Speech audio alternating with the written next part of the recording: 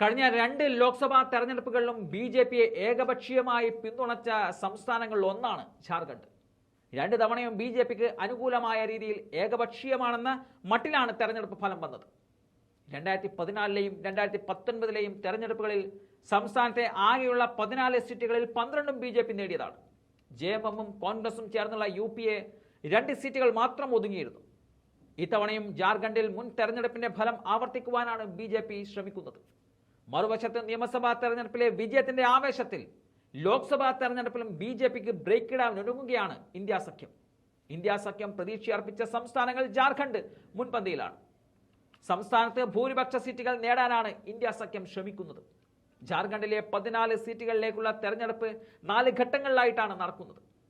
സംസ്ഥാനത്തെ 14 സീറ്റുകളിലും NDA India സഖ്യം തമ്മിലാണ് പോരാട്ടം.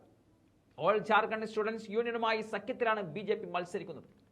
ബി.ജെ.പി 13 സീറ്റിലും എ.ജെ.എസ്.യു 1 സീറ്റിലുമാണ് മത്സരിക്കുന്നത്.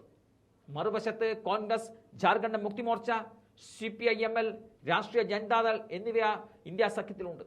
കോൺഗ്രസ് 7 സീറ്റിൽ മത്സരിക്കുമ്പോൾ ജെ.എം.എം 5 സീറ്റിലും CPI-ML അതുപോലെ RJD-യും ഓരോ സീറ്റിലും മത്സരിക്കുന്നുണ്ട്. പ്രധാനമന്ത്രി മോദിയുടെ പ്രതിച്ഛായയിലാണ് ബി.ജെ.പി വിശ്വസിക്കുന്നത്.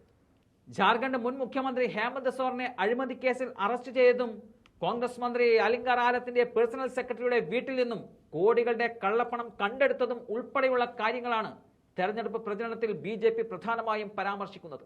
എന്നാൽ സംസ്ഥാന ബി.ജെ.പി നേതാക്കൾ തമ്മിലുള്ള അഭിപ്രായ വ്യത്യാസവും മുൻ കോൺഗ്രസ് MP ഗീതാ ഗോഡയ്ക്ക് ടിക്കറ്റ് നൽകിയതും യശ്വന്ത് സിൻഹയുടെ മകൻ ജയന്ത് സിൻഹയെ മത്സരത്തിൽ നിന്നും ഒഴിവാക്കിയതും ബി.ജെ.പിക്ക് നാണക്കേടായി മാറിയിട്ടുമുണ്ട്.